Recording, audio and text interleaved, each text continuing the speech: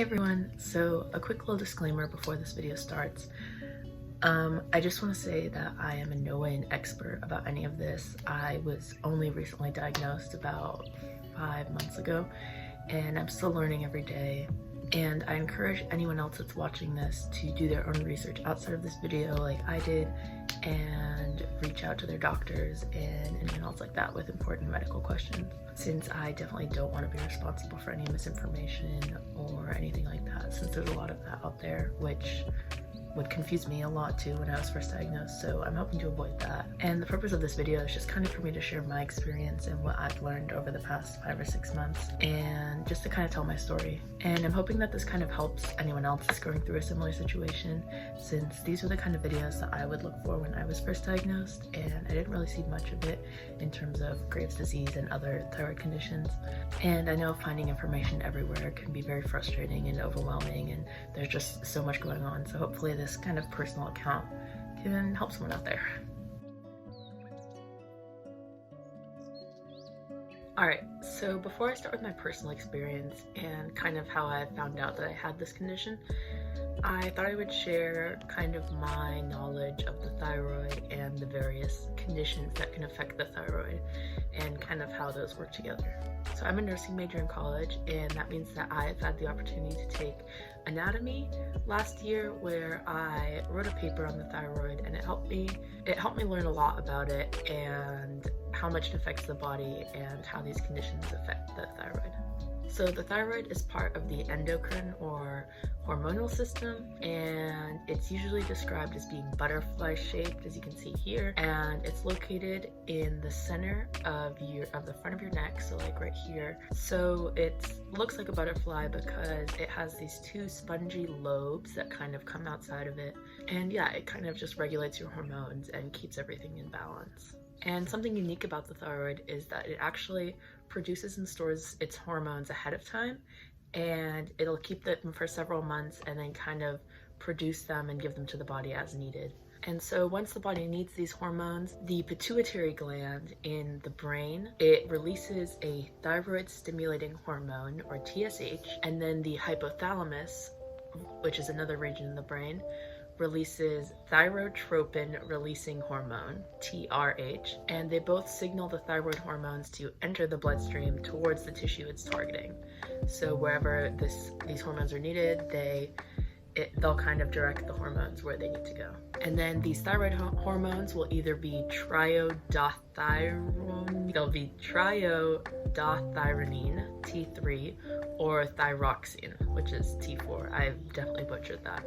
So the 2 thyroid conditions that I'm most familiar with are Hashimoto's disease and Graves' disease, and they're kind of opposites in a lot of ways. Hashimoto's disease means that TSH stimulation blocking antibodies, so TCBAB, are in the bloodstream, and they attach the thyroid, and these antibodies will actively try to destroy the thyroid by blocking it from secreting these good hormones into the thyroid. And so basically this damages the gland and its hormone production, so it's producing less hormones with Hashimoto's disease. And this is defined as hypothyroidism, since there's fewer T3 and T4 hormones that are being produced as a result of the antibody, and more TSH and TRH enter the thyroid. However, individuals who are actively being treated for Hashimoto's disease will usually fluctuate between hyper and hypothyroidism, since the medication that they use to treat hypothyroidism works against the antibodies and then may increase or decrease the production more than necessary. So Graves' disease is the release of TSH receptor antibodies, or TRAB, and that stimulates the TSH receptors and causes an overproduction of the T3 and T4 hormones, and therefore decreases TSH and TRH secretion. So this process is known as a form of hyperthyroidism, which is what Graves' disease is. So both hyper and hypothyroidism have very different side effects, and they require different methods of treatment. Symptoms and side effects related to Hashimoto's include swelling of the anterior region of the throat, which is also known as a goiter, so kind of like a swelled up neck, fatigue and sluggishness, sensitivity to cold, memory lapses, and some anxiety and depression associated with hormone levels. My symptoms related to Graves' disease have some overlap and include irritability, tremors in the hands. For me, that was especially after consuming caffeine or not eating at regular times and kind of waiting too long between meals, a rapid heartbeat, and high blood pressure, like I mentioned before. So these are just a few symptoms from each of the conditions out of course, a list of many more. And then, of course, some of these symptoms can be more severe than others, but one thing that can be very dangerous for individuals with certain forms of thyroid condition is what they call a thyroid storm. And so this is where there's a very sudden and intense increase in hormone production, so increase in T3 and T4 hormones produced by the thyroid, and this will produce a lot of very severe symptoms, including fever, vomiting, seizures, jaundice, and then in extreme cases, it can put patients into a coma, and it always requires immediate care and treatment. These are more common when thyroid conditions are left untreated, and they could be life-threatening. So as previously mentioned, many treatment paths can help reduce side effects, which I'll go into more detail about later. The most common path is medication. My mother, my aunt, and grandmother also suffer from Hashimoto's, and they take medication for it, but the type of medication varies depending on the severity of disruption to your hormone levels and other factors. So I'm currently taking methimazole, which helps to treat hyperthyroidism,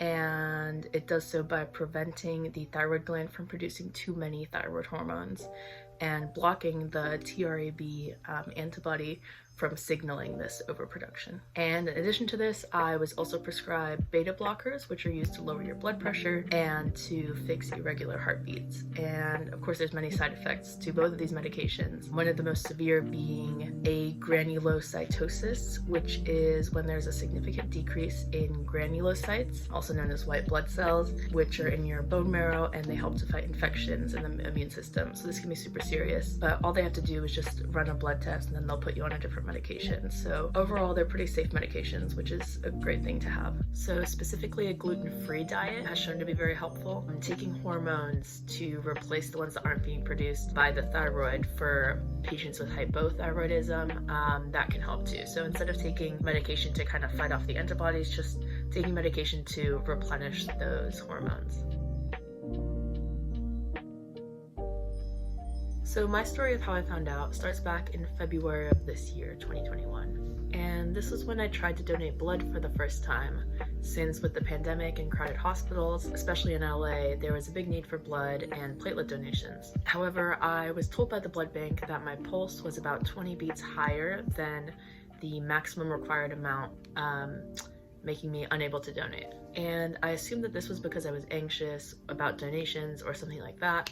But after trying 2 more times after this within the next couple months and meditating and doing breathing exercises before to try to de-stress, I still had an abnormally high heartbeat, and I became worried that this could be something more serious. So I went home for spring break in April, and I decided to go to my primary care provider at home and ask them to run some tests to see if they could find anything. They ran an EKG and took some blood tests and couldn't find anything abnormal except for my high heart rate. However, my family has a pretty extensive history of thyroid conditions.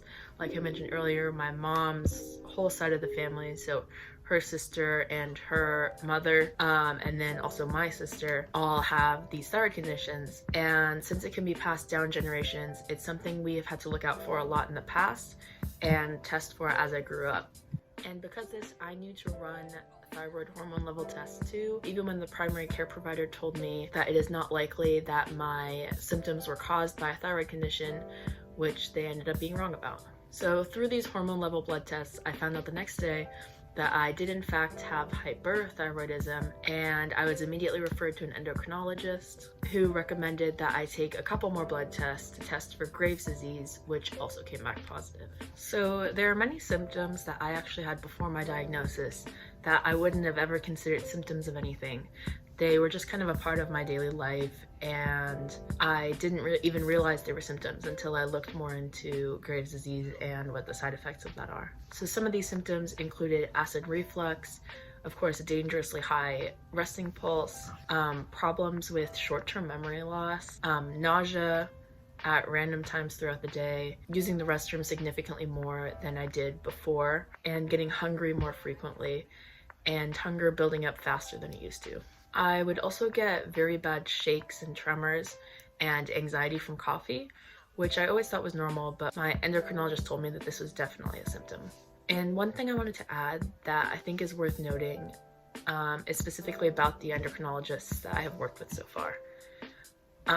In my experience and with other family members that also regularly see endocrinologists, I have noticed that it's pretty difficult to find one that knows a lot about these chronic thyroid conditions and how they can affect your life, and even what tests to take and what levels to measure, which is kind of strange because it's a very common condition. But because of this, I've had to do a lot of research on my own and make sure I am doing what's best for my body and my condition, which adds a little bit of extra stress, especially when I didn't know much about it when I was first diagnosed.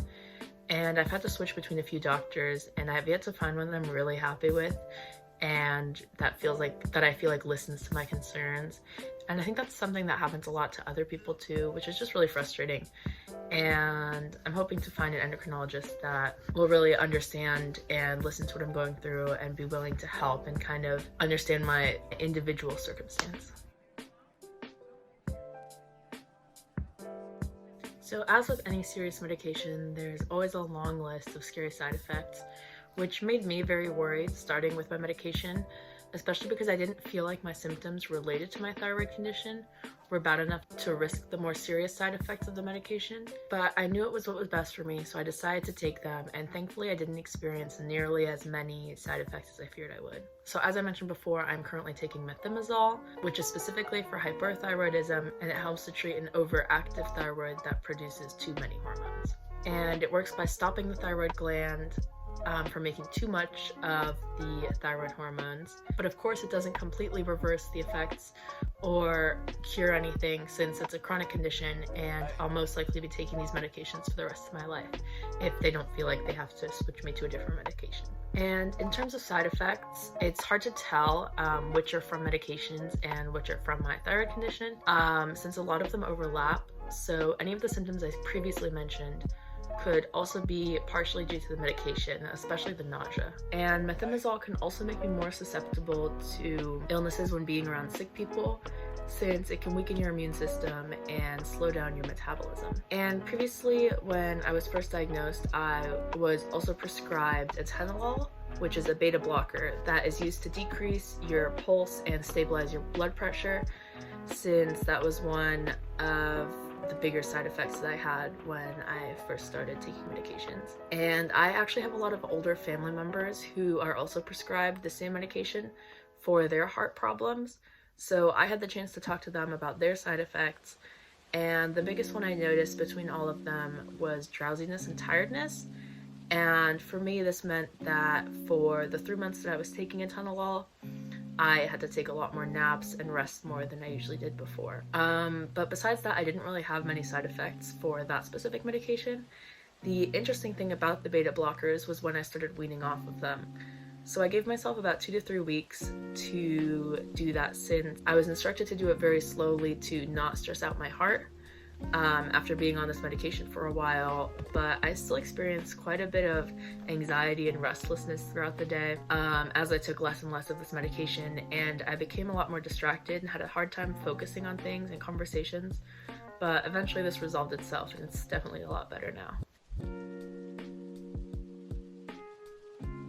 So in terms of my daily routine, there's a lot of things that I'm supposed to do every day, but I sometimes just don't find the time, or I forget. You know, nobody's perfect, but here's kind of an idea of what an ideal day would look like in terms of treating my condition and kind of doing what's best for my body. So first thing in the morning, right after I wake up, I take my thyroid pill, since I'm supposed to wait an hour until I eat breakfast after that for it to kind of work properly. This is also when I would take my heart medication in the past, but as I mentioned before, I don't take those anymore.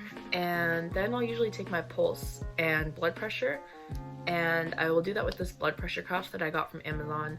It just goes around your wrist and it takes about 1 to 2 minutes, and it's completely digital, so you don't have to worry about estimating or getting it to the right pressure, and it's super fast, and I found that it's usually pretty accurate, so it's a good thing to have. And then I'll take those values and I'll input them into a Google form that I made, and I'll add the date and the time, and then any significant information, like what I ate before, if I had coffee or anything like that, since that could all affect my pulse and blood pressure. So then this data automatically transfers onto a Google Sheet, and it turns into graphs and charts there, and then I can look at these charts and monitor how my values are improving and then keep track of them.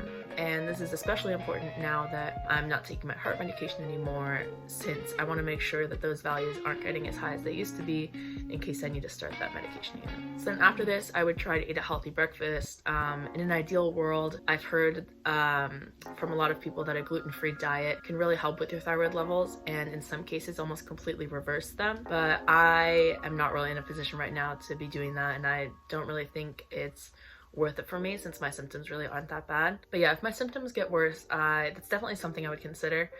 But yeah, for now, that's pretty much my morning routine. So then shortly before lunch, about 4 hours after I took my medications in the morning, I take these multivitamins because they have the exact levels of the vitamins that I was told that I need, specifically omega-3 and vitamin D, and then vitamin K along with the vitamin D. They kind of work together in the thyroid. So since I have to take 6 of these every day, the little vitamin gummies, I like to keep them in a monthly pill organizer, and it's actually this one from Amazon. And of course, none of this is sponsored, but these are just things that I found work for me. So I'll keep all of my pills and vitamins in here, so I know what day I took them, and I don't have to worry about refilling it every week. I can just kind of do it at the beginning of the month, and then have it for the whole month, and then do it again at the end of the month. So at the end of the day, I try to check my pulse again before bed, and I've gotten worse about keeping this up. I used to do it at the same time every day so that the data would be more consistent, but now the data is kind of getting harder to interpret when I forget it or when I do it at a different time. But it's still good to give me kind of a rough estimate of where my pulse is and to make sure that it's not getting too high again. So that's the end of this video. Thank you so much for sticking around if you watched this until the end. Hopefully it wasn't too boring, but yeah, make sure to like and subscribe if you enjoyed my content, and I'll see you in the next video.